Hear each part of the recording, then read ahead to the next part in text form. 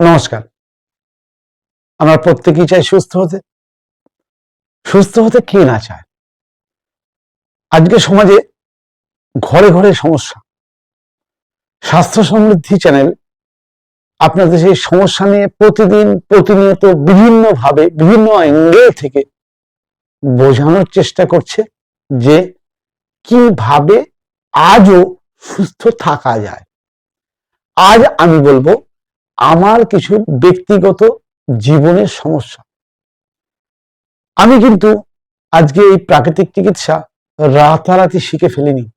আমাকে আমার পরিস্থিতি, আমার পরিবেশ, আমার পরিবার প্রাকৃতিক চিকিৎসা শিখতে বাধ্য করেছে।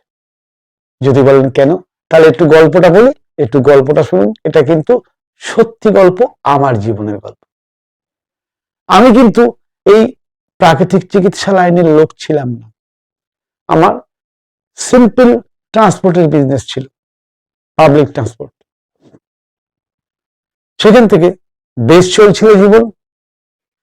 একটি সন্তান, স্ত্রী, পুত্র, পরিবার, মা বাবা সবাইকে নিয়ে ভালোই ছিলাম। কিন্তু আমার সন্তান জন্ম নেওয়ার ঠিক 1 মাস পর থেকে আমার স্ত্রীর রোগে ভোগা শুরু। ডাক্তার সেই সময় বলেছিলেন আর বাঁচবে না। ইনফেকশন হয়ে গেছে শরীরে, গোটা শরীর ইনফেকশন। হোয়াইট ব্লাড সেল অর্থাৎ শ্বেত রক্তকণিকা 20,000 ক্রস করে গেছিল। যারা মেডিকেল ফিল্ডের লোক বুঝতে পারছেন যে শ্বেত রক্তকণিকা 20,000 ক্রস করে গেলে কি হতে পারে। উপরওয়ালার অসীম করুণা, তখন আমি কিছুই জানি না এসব ব্যাপার। শুধু আধুনিক চিকিৎসা আমার ভরসা ছিল। স্ত্রী ফিরে এলো, কিন্তু প্রচন্ড ভাবে দুর্বল। প্রায় 8-9 মাস মেডিকেশনের পর, অর্থাৎ বিভিন্ন রকম চিকিৎসা করার পর তাকে ডাক্তার ঘোষণা করলেন সুস্থ। সুস্থ ছিল কিনা সেটা আমি জানি না। ঠিক তার 3 মাস পরে ধরা পড়ল টিউবারকিউলোসিস, অর্থাৎ যক্ষা। প্রচন্ড শারীরিকভাবে বা মানসিকভাবে বিপর্যস্ত হলাম এবং আমি ছুটলাম আবার সেই তথাকথিত আধুনিক চিকিৎসকের কাছে। চিকিৎসক ওষুধ দিলেন, বললেন কোর্স কমপ্লিট করতে হবে। কোর্স কমপ্লিট না করলে রোগটা আবার ঘুরে আসবে। যথাবিহিত নিয়ম অনুযায়ী আমি কোর্স কমপ্লিট করলাম এবং সেই কোর্স কমপ্লিট করার পরে ডাক্তার ঘোষণা করলেন আপনার স্ত্রী সুস্থ, আর যক্ষা নিয়ে কোনো চিন্তা নেই। আশ্চর্য ব্যাপার, ওষুধ বন্ধ করার ঠিক 1 মাসের মাথায় আবার রিল্যাপস করলো সেই যক্ষা। এবার আর সেই ডাক্তারের কাছে গেলাম না, আরেকটু উঁচু ধরনের ডাক্তারের কাছে গেলাম। পুরনো রিপোর্ট দেখিয়ে বললাম এই পরিস্থিতি। ডাক্তার বললেন কিছু তো গন্ডগোল আছে। তিনি গাদাখানেক টেস্ট করালেন এবং বললেন এবার আবারও কোর্স কমপ্লিট করতে হবে। এভাবে 1 বার নয়, 2 বার নয়, 3 বার নয়, 4 বার নয়, 5ম বার যক্ষা হলো। শুনতে অবাক লাগছে না? সত্যি ঘটনা। যখন 5ম বার হলো ততক্ষণ পর্যন্ত কিন্তু 4র্থ বার পর্যন্ত আমি যেমন ছিলাম আর 5 জনের মতো আমি আধুনিক চিকিৎসার প্রতি ভরসা রেখেছিলাম। 5ম বার যখন যক্ষা হলো তখন আমি নিজে বীতশ্রদ্ধ হয়ে গেলাম যে এভাবে মানুষ বেঁচে থেকে লাভটা কি? আমি যা অর্থ উপার্জন করছি সব চলে যাচ্ছে চিকিৎসা খাতে, না খেয়ে থাকার পরিস্থিতি। খুঁজতে লাগলাম বিকল্প রাস্তা। আদৌ কি বিকল্প রাস্তা আছে? সেই সময় আমার কাছে আশীর্বাদ হয়ে দাঁড়ালো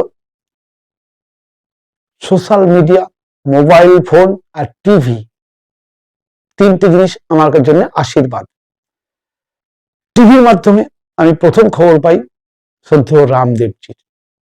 হ্যাঁ, অনেকে রামদেবজিকে পছন্দ করেননি, রামদেবজির অনেক সাইড এফেক্ট আছে, অনেক হয়তো তিনি ভুল করেছেন বা করেন সেটা আলাদা, কিন্তু যোগের শিক্ষক হিসেবে বা যোগের প্রচারক হিসেবে তার বিকল্প আমি বিশ্বাস করি পৃথিবীতে আজও নেই। কারণ তিনি যোগকে প্রথম মানুষের কাছে সহজভাবে তুলে ধরেছিলেন। আমি যাই রামদেবজির কাছে, তার কাছে যখন সমস্ত ঘটনা খুলে বলি, তিনি আমাকে বলেন যেহেতু এটা প্রাণবায়ু সংক্রান্ত রোগ, অর্থাৎ রেসপিরেটরি রোগ, অতএব সঠিক খাওয়া দাওয়া আর প্রচুর পরিমাণে প্রাণায়ামই এই রোগ থেকে পুরোপুরি মুক্তি দিতে পারে। হ্যাঁ, আমি এটা করেছিলাম যে আধুনিক চিকিৎসার সঙ্গে প্রাকৃতিক চিকিৎসা যোগ করেছিলাম।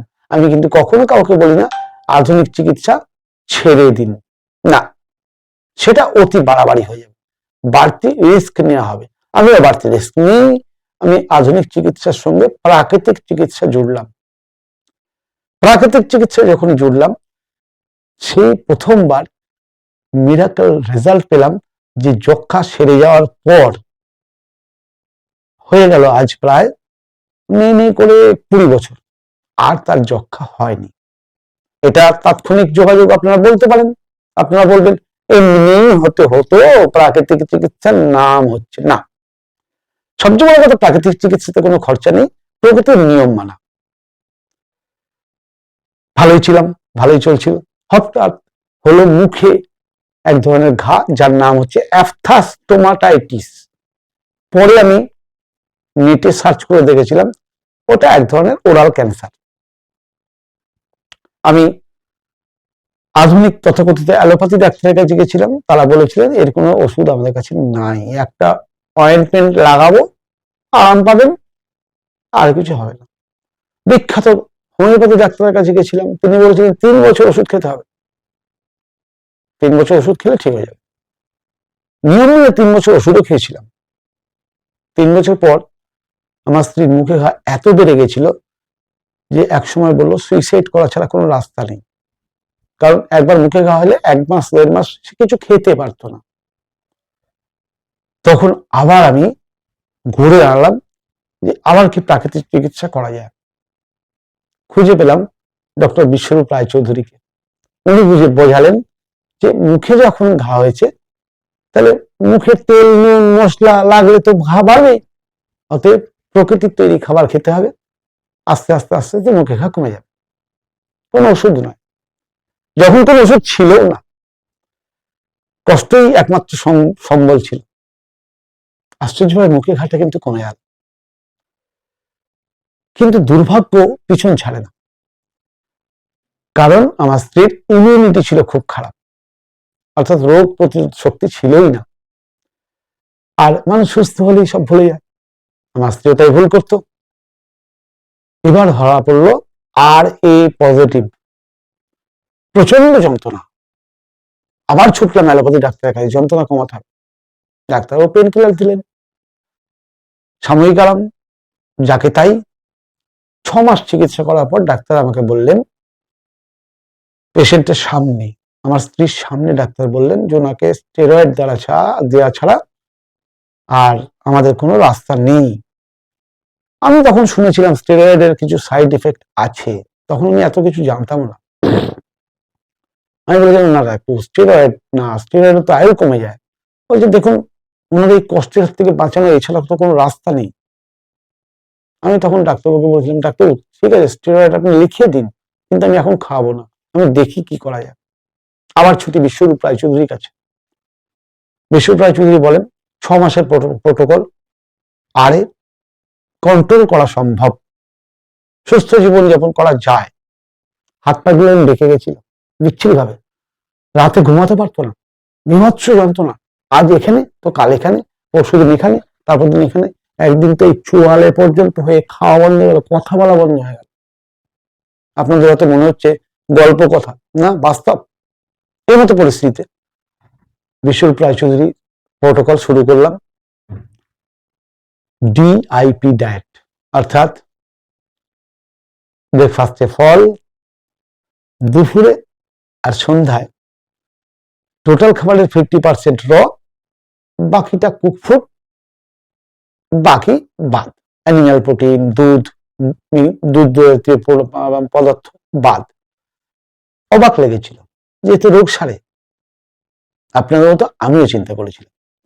কিন্তু মাস 5 কন্টিনিউ একই রকম চললো, কোনো পরিবর্তন নেই, কিন্তু ধৈর্য রেখেছিলাম, কারণ প্রকৃতির চিকিৎসা ডক্টর BRC বলেছিলেন ধৈর্য রাখতে হবে।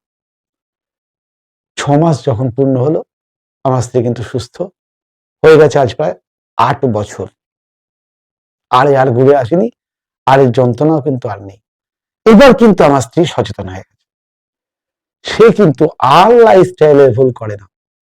সে এখন সূর্য ডুবলে আর খায় না, ব্রেকফাস্টে ফলই খায়, লাঞ্চ আর ডিনার সেটা কিন্তু হালকা করে, বেশিরভাগটাই র স্যালাড বেশি করে খায়। হ্যাঁ, মাঝে সাঝে অকেশনালি মাছ মাংস ডিম সব খায়, কিন্তু অকেশনালি, রোজ নয়। আজকে আমার স্ত্রী সুস্থ। এই যে ঘটনাটা ঘটলো, তারপরে এই 8 বছর আগে যখন আমার স্ত্রীর আরে ঠিক হলো, আমি তখন চিন্তা করলাম, না, এই জ্ঞানটা তাহলে মানুষের মধ্যে প্রচার করা যেতেই পারে, কারণ আমি নিজে উপকার পেয়েছি। এটা কোনো চিকিৎসা নয় বা চিকিৎসা বিরোধী কথা নয়। আমি বলছি না আপনি অ্যালোপ্যাথি চিকিৎসা করবেন না, হোমিওপ্যাথি চিকিৎসা করবেন না, আয়ুর্বেদিক চিকিৎসা করবেন না, যে যে চিকিৎসা করছেন করুন। এটা হচ্ছে শরীরের ন্যাচারাল ডিমান্ড, শরীরের খাওয়া দাওয়াটাকে পরিবর্তন, ব্যাস। তাহলে আপনারা যারা বিভিন্ন সমস্যায় ভুগছেন, আপনারা যে যা চিকিৎসা করছেন করুন না, প্রকৃতির কতগুলো নিয়ম আছে, সেই নিয়মগুলো বিশ্বাসের সঙ্গে মানুন।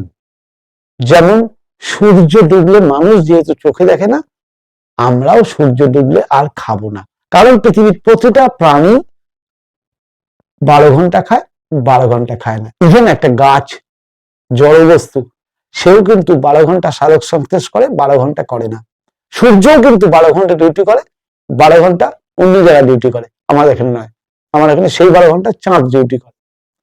তাহলে সবই 12 ঘন্টা স্প্যানে যখন চলে, তাহলে আমরা কেন 12 ঘন্টার বাইরে চলবো? খাওয়া তো নিষেধ নেই, 12 ঘন্টার মধ্যে খান, 12 ঘন্টা খাবেন না, সবচেয়ে সেফ, নিরাপদ। যদি কেউ রোগে ভোগেন, তাহলে 8 ঘন্টা স্প্যানে খান আর 16 ঘন্টা খাবেন না, যেটাকে বলা হচ্ছে ইন্টারমিটেড ফাস্টিং। কি খাবেন? প্রকৃতি আপনাকে বানিয়েছে, প্রকৃতির খাবার, মানুষের যেটা অরিজিনাল খাবার। আমি বলবো না, আপনি চলে যান আজ থেকে 5000 বছর পিছনে, মানুষ কি খেত আপনি তাই খান। আজকে আপনি কেন পরিবর্তিত করবেন না? মানুষ নিজেকে অভিযোজন করতে অভ্যস্ত। এক সময় আমার বাপ ঠাকুর দাদারা রান্না খাবার খেয়ে তারা সুস্থভাবে বেঁচেছে। হ্যাঁ, আমি বলছি যে আজকে যখনই বলছি আপনি র ফুড খান, ফল খান, কাঁচা খান, আপনি বলছেন সম্ভব না, অত চেবানোর সময় নেই। কিন্তু আপনি কি ভেবেছেন আমাদের বাপ ঠাকুর দাদা সুস্থ ছিলেন রান্না খাবার খেয়ে? তারা কি এই ভাত খেতেন? তাদের ভাতে ফাইবার ছিল, তাদের ভাতের গায়ে পালিশ চাল ছিল না, তারা ফাইবার ওয়ালা ভাত খেত, এবং সেই ভাত চিবিয়ে ছাড়া খাওয়া যেত না। সবজিতে ফাইবার ছিল, খোসা ছিল, সবজি ছিল দেশি সবজি, এখন সব হাইব্রিড সবজি। তখন রাসায়নিক পেস্টিসাইডস ছিল না, এখন এসছে রাসায়নিক পেস্টিসাইডস। তখন রিফাইন্ড প্রোডাক্ট ছিল না, এখন এসছে রিফাইন্ড প্রোডাক্ট। তখন জাঙ্ক ফুড ফাস্ট ফুড ছিল না, এখন এসছে জাঙ্ক ফুড ফাস্ট ফুড। তখন লাইট ছিল না, সূর্য ডুবলে কেউ খেত না, এখন রাত 12টাতেও লোক খায়। তখন ট্রেস ছিল না, তো এখন অত্যাধিক ট্রেস। একটু প্ল্যান করে শুধু এইগুলোকে চেঞ্জ করতে পারলে কিন্তু আপনি রেগুলার সারা জীবন যে ওষুধ নেওয়ার ব্যাপারটা মনে করছেন, যে বাঁচতে গেলে ওষুধ নিতে হবে, বাঁচতে গেলে সঠিক খাবার খেতে হবে। আপনি সেটা তো খাচ্ছেন না, যার ফলে আপনার সমস্যা। আপনি সেই প্রথাগত নিয়ম বাবা শিখিয়ে গেছে, ভাত ডাল রুটি, ভাত ডাল রুটি, মাছ মাংস ডিম, এতেই নাকি প্রোটিন, এতেই নাকি বেঁচে থাকা যায়। আরে খাবারই তো খাবার নেই, বেঁচে থাকবেন কি করে? সেই জন্যই তো কিছুটা হলেও প্রকৃতির খাবার খেতে হবে, প্রকৃতির সঙ্গে থাকতে হবে, সানলাইট গায়ে লাগাতে হবে, খালি পায়ে মাটিতে হাঁটতে হবে, জল ঠিক মতো খেতে হবে। এগুলো প্রকৃতির নিয়ম। এই প্রকৃতির নিয়মগুলোকেই বলা হচ্ছে প্রাকৃতিক চিকিৎসা। আজ যদি আপনি সুস্থ থাকতে চান, আমার জীবনের গল্পটা এই জন্যই বললাম যে আমি নিজের জীবন দিয়ে দেখেছি যে সুস্থ থাকা যায় যদি আমরা প্রকৃতির নিয়ম মানি। আমি এখানে কোনো প্যাথিকে ছোট করা বা কোনো প্যাথিকে বড় করার কথা বলিনি। প্রকৃতির নিয়ম বা প্রাকৃতিক শক্তি মানুষের আদি শক্তি, এটা সবার প্রথম আমাদের বুঝে নিতে হবে। আমি যদি মানুষ হই, আমার জন্য আমার সৃষ্টিকর্তা প্রকৃতি প্রকৃতি আমাকে যখন সৃষ্টি করেছিলেন আমার জন্য খাবার পাঠিয়েছেন। কি খাবার? মায়ের বুকে দুধ আর প্রকৃতির তৈরি ফল, শাকসবজি। ফ্যাক্টরিতে তৈরি যেগুলো হয়, বিজ্ঞান যেগুলো তৈরি করছে, মানুষ যেগুলো রান্নাঘরে তৈরি করছে, প্রকৃতি ওগুলো আমার জন্য বানায়নি। এটাই হলো আজকের দিনে সুস্থ থাকার সবচেয়ে সহজ রাস্তা। প্রয়োগ করে দেখুন। যদি ডিজাইন করতে না পারেন, আপনি আপনার নিকটস্থ যে কোনো ন্যাচুরোপ্যাথিস্টের কাছে যান। আইদার স্ক্রিনে আমার নাম্বার চলছে, আমি একজন ডক্টর BRCর অথরাইজড ট্রিটমেন্ট সেন্টার সারাফুলিতে আমার চেম্বার আছে। আপনি সেই চেম্বারে এসে আপনি আপনার লাইফস্টাইল কি হবে শিখে যেতে পারেন, বা অনলাইন কনসালটেন্সি নিতে পারেন। কিন্তু কখনোই এটা ভাববেন না আমি চিকিৎসা বিরোধী বা চিকিৎসা বন্ধ করতে বলেছি। আপনি যা চিকিৎসা করছেন করুন, চিকিৎসার সঙ্গে এই শরীর বেঁচে থাকে খাবারে, এই শরীর ওষুধে বেঁচে থাকে না। আর ওষুধ রোগ সারাতে পারে না। রোগ ক্রিয়েট করেছে শরীর, সারাতে পারে শরীর। আমাদের কাজ হচ্ছে এই শরীরকে সঠিক খাবার দেওয়া। আর স্বাস্থ্য সমৃদ্ধির তরফ থেকে আমি সেটাই সবাইকে বোঝানোর চেষ্টা করছি। আপনারা কখনোই ভাববেন না স্বাস্থ্য সমৃদ্ধি চিকিৎসা বিরোধী চ্যানেল, না, ভুল ধারণা। স্বাস্থ্য সমৃদ্ধি মানুষকে সুস্থতা রাস্তা দেখানোর চ্যানেল। অতএব স্বাস্থ্য সমৃদ্ধির থেকে যদি কিছু পেতে চান, স্বাস্থ্য সমৃদ্ধির বিভিন্ন ভিডিও আছে, প্রত্যেকটা ভিডিও দেখুন। সেখান থেকে আপনি জানতে পারবেন সুস্থ কিভাবে থাকা যায়। আর আজকের দিনে সুস্থ থাকার সহজ রাস্তা কি জানতে আমার সঙ্গে যোগাযোগ করতে পারেন। নমস্কার। আজকে আমার জীবনের গল্প কেমন লাগলো লিখে জানাতে ভুলবেন না। যদি এখান থেকে আপনার কিছু ভালো লেগে থাকে অবশ্যই কমেন্ট করে জানাবেন। আগামী ভিডিওতে আবার দেখা হবে।